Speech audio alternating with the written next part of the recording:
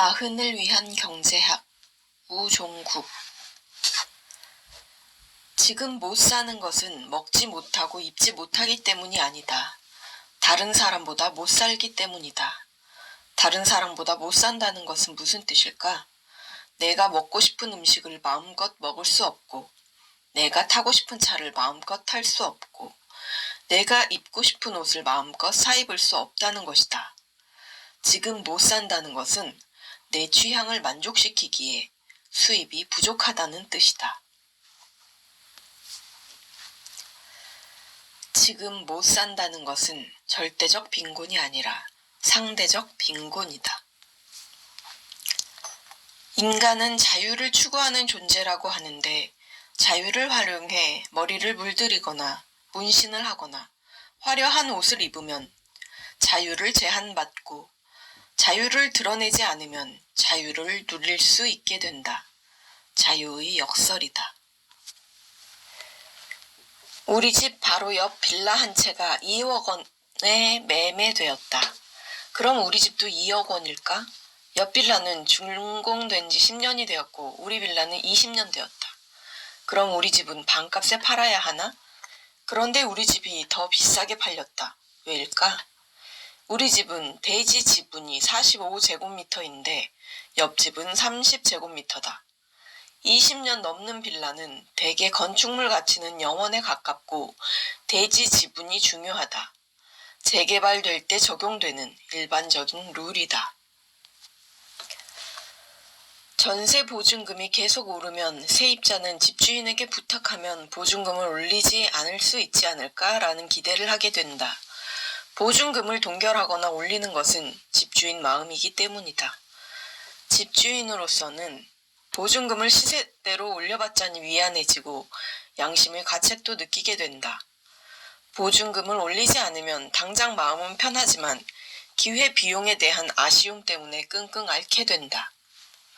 전세 시세가 3억 원인데 세입자가 불쌍하다고 1억 원의 세를 줄 수는 없지 않은가. 처음부터 계약서에 갱신 조건을 명시하고 고지하면 세입자도 괜한 기대를 하지 않게 되고 집주인도 거절에 대한 부담에서 벗어날 수 있다. 불확실성이 남아있으면 한쪽은 기대를 하게 되고 한쪽은 고민하게 된다. 처음부터 불확실성의 소지를 없애면 감정이 상할 일이 없다. 농사로 큰 돈을 못 버는 이유는 문화적 가치를 입히기가 쉽지 않기 때문이다. 자본주의가 발달할수록 남녀차별과 동성애 혐오는 줄고 봉건주의 잔재가 남아있을수록 남녀차별과 동성애 혐오가 강하다. 자본론의 결말은 이러하다. 자본주의의 생산력이 극한으로 발달하면 사람들은 모든 것을 갖추었기 때문에 더는 구매할 것이 없고 생산된 물건이 소비되지 않기 때문에 재고가 산더미처럼 쌓여 대규모 도산이 온다. 이어 공황이 닥치고 자본이 붕괴된다. 그러고 나면 사회적인 협의에 의해 필요한 만큼만 만들게 되는 단계가 온다. 그러면 노동자는 뼈 빠지게 일할 필요 없이 조금만 일하고도 풍족한 삶을 살면서 취미를 즐기며 살 수 있게 된다. 생산력이 높아지면 100년 전에 10시간 일해서 만들어낼 제품을 1시간 만에 만들 수 있으니 1시간만 일해도 풍족한 삶을 누릴 수 있게 된다는 것이다. 이것이 계획경제, 즉 사회주의 경제다.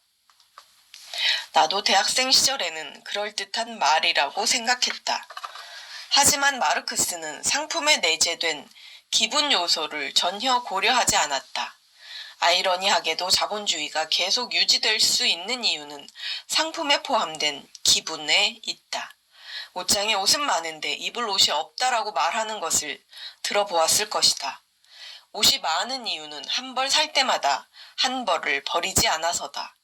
버리지 않고 계속 사면 옷은 많아진다. 옷은 많은데 입을 옷이 없는 이유는 무엇일까? 안 입는 옷을 버리지 않고 계속 보관하기 때문이다.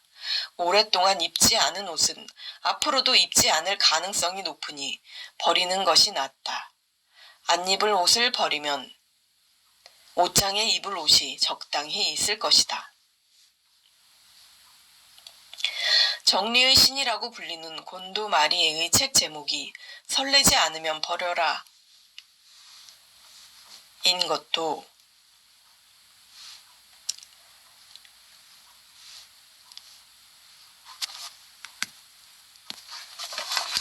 같은 이유다. 지금은 기능이 아닌 기분을 소비하는 시대이므로 설레는 기분이 느껴지지 않는 물건은 필요 없는 물건이다. 유행을 따르다 보면 쓸모없는 소비만 늘고 부자가 되지 못한다고 말하는 어른들이 있다. 그 말도 맞다. 소득은 유한하기 때문에 무작정 기분을 위해 소비할 수는 없다. 선택과 집중이 필요하다. 기분을 소비하더라도 자신의 소득 내에서 해야 한다.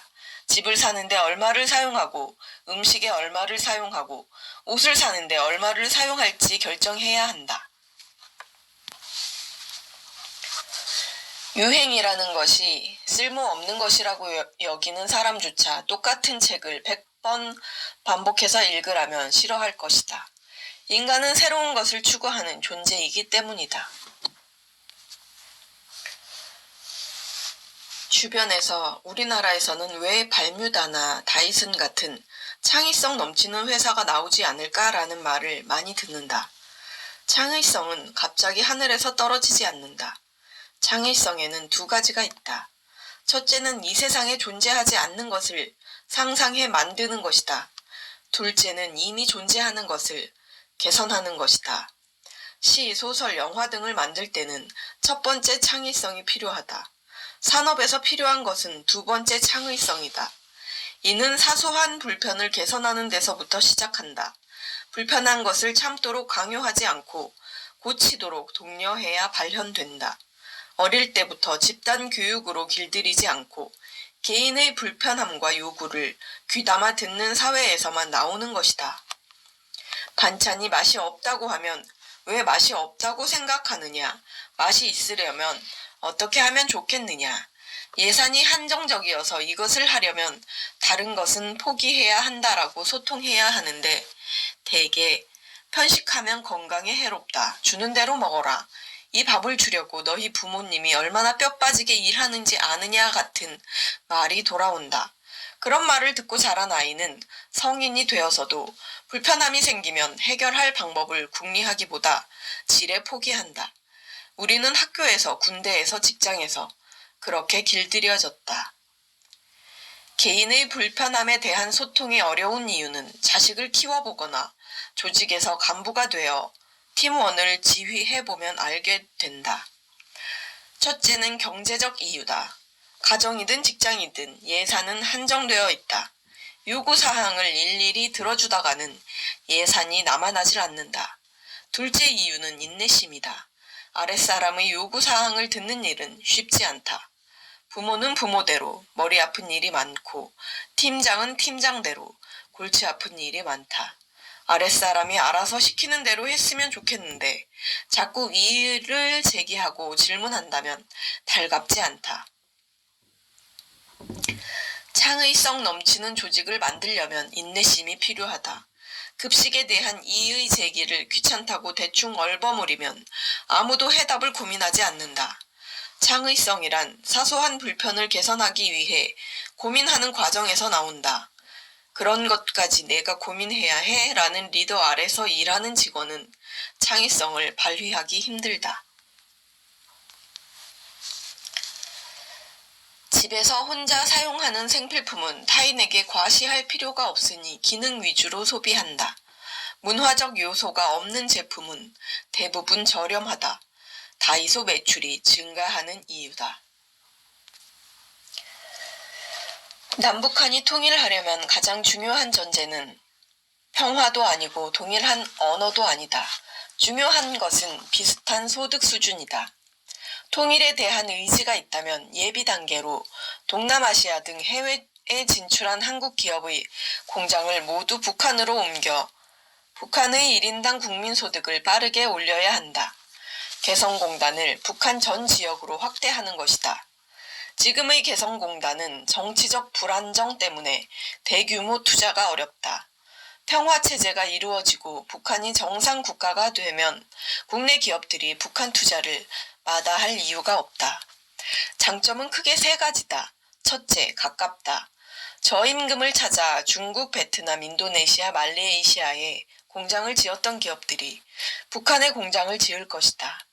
공장에 문제가 생기더라도 당일치기로 공장을 방문해 문제를 해결할 수 있어 비용 면에서 효율적이다. 둘째, 언어가 통한다. 삼성전자나 현대자동차 같은 대기업은 동남아시아 현지의 엘리트급 인력을 고용할 여력이 되므로 일상적인 관리 또한 그들에게 맡기면 되지만 작은 기업은 한국인 관리자가 현지 언어를 익혀야 한다. 아무리 물가가 저렴하더라도 물류비와 체류비 등의 비용이 들므로 기업 규모가 크거나 인건비 절감 효과가 크지 않으면 해외 진출이 어렵다. 그러나 북한은 육상 이동이 가능하다. 인력 의존도가 큰 남한의 3D 작업장들, 염색 공장이나 식품 가공 공장, 주물 공장 등이 북한으로 옮겨갈 것이다. 남한 일자리는 급속히 줄어들 것이다. 북한의 사회주의 정부가 노사분규를 막아줄 것이다. 노동조합을 극도로 싫어하는 삼성이 중국과 베트남에 대규모 휴대전화 공장을 지은 것도 이런 이유에서다. 아이러니하게도 사회주의 이념을 가진 국가가 알아서 노사분규를 막아주기 때문이다.